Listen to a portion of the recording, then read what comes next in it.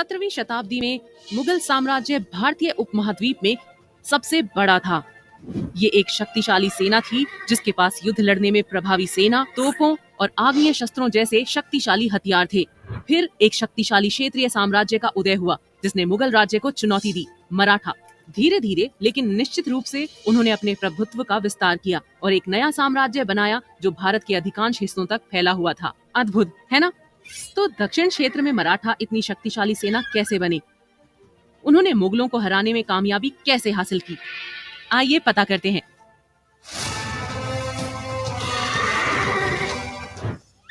मराठा साम्राज्य की नींव शिवाजी ने रखी थी, जिनका जन्म भोंसले वंश के एक मराठा परिवार में हुआ था।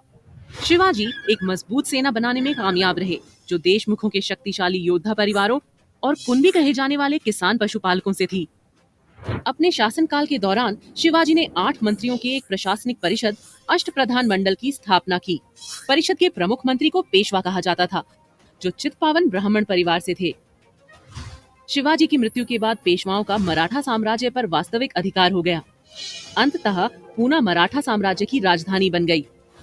पेशवाओं के अधीन प्रशासन सुचारू रूप से चला और मराठों के सैन्य संगठन में भी सुधार हुआ।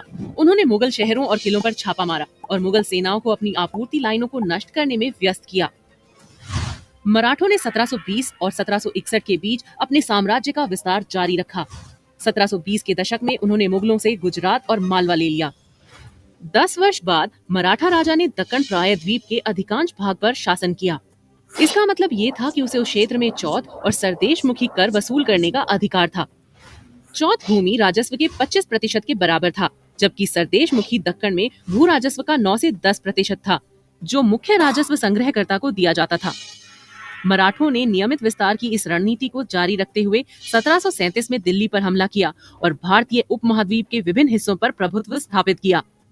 इससे उन्हें प्रभावशाली मात्रा में संसाधन प्राप्त हुए, जिसने मराठों को और भी मजबूत बना दिया। हालांकि उन्हें अपनी सैन्य सफलता के लिए जो कीमत चुकानी पड़ी, वो अन्य शासकों की शत्रुता के कारण थी। कुछ, विशेषकर उत्तर के लोग, उनके विरोधी हो गए। 1761 में पानीपत की तीसरी लड़ाई में उन्होंने मराठों का साथ नहीं दिया और मराठा हार गए। मराठा सक्षम प्रशासक भी थे। उन्होंने कृषि को बढ़ावा दिया और व्यापार को पुनर्जीवित किया।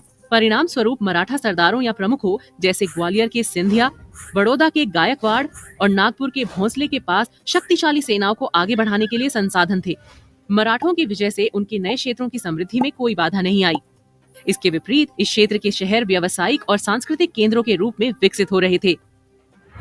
उनके शासन में नए व्यापार मार्गों का भी उदय हुआ। मराठा साम्राज्य मुगल शासन के तहत अस्तित्व में आने वाली एकमात्र सबसे प्रभावशाली शक्ति थी। हालांकि पानीपत में हुई हार के बाद और औपनिवेशिक शक्तियों के उदय के कारण 19वीं शताब्दी में उनका पतन हो गया।